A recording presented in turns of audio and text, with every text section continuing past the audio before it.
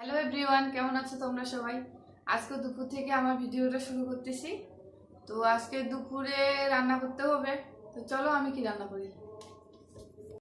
আমি আজকে রান্না করব ডিম দিয়ে মুসুর ডাল। দেখো আমি কিভাবে ডিম দিয়ে মুসুর ডাল রান্না করি। চলো। এই যে ডিম দিয়ে মুসুর ডাল তৈরি করার জন্য এখানে 4টা ডিম নিছি। ডিমগুলোতে এখন লবণ হলুদ দিয়ে একটু মাখিয়ে নেব। আর ওইদিকে কড়াইটা গরম হচ্ছে, হালকা একটু লবণ দিব, একটু হলুদ গুঁড়া,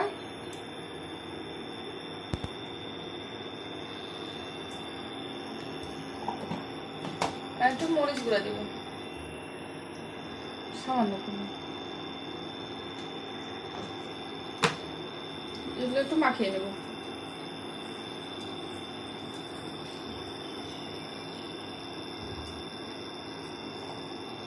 তেলটা দিয়ে দিয়েছিলাম, তেলটা এখন গরম হয়ে গেছে। এখন ডিমগুলো একটু ভেজে নেব।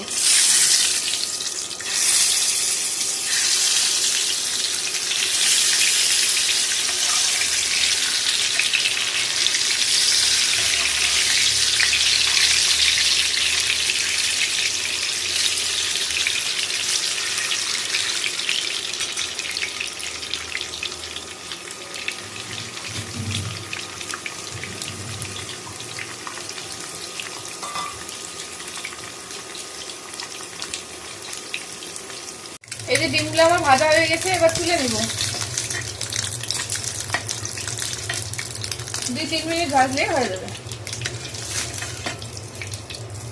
এর মধ্যে এখন একটা তেজপাতা দিলাম, আর এখানে আছে রসুন, কাঁচামরিচ আর পেঁয়াজ কুচি। এগুলো একটু ভেজে নেব।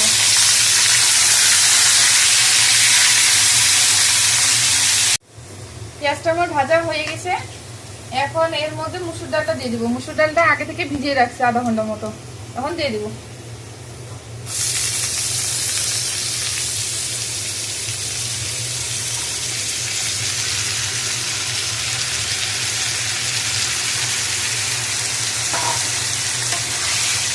মুসুর ডালটা একটু কষিয়ে নিতে হবে,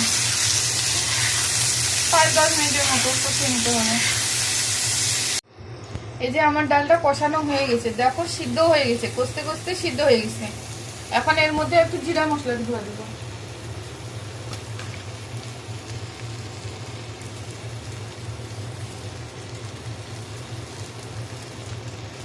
একটু নাড়ে নেব।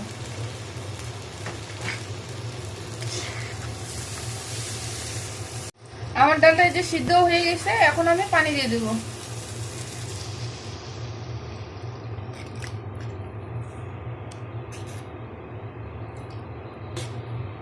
ফুটে উঠলে ডিমটা দিয়ে দেবো ওখানে।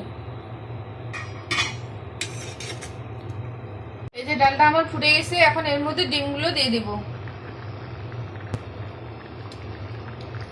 আর লবণ দিতে হবে, লবণটা আগে দেওয়া যাবে না।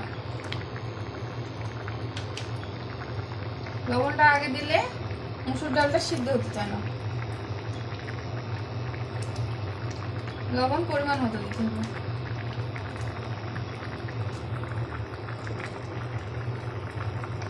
এই যে দেখো আমার রান্না কমপ্লিট হয়ে গেছে। তাহলে চলো খাওয়া দাওয়া করে তোমাদের সাথে আবার কথা বলতেছি।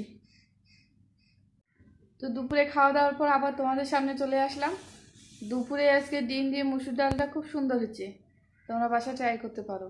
আর এখন আমি একটু সেলাই কাজ করব।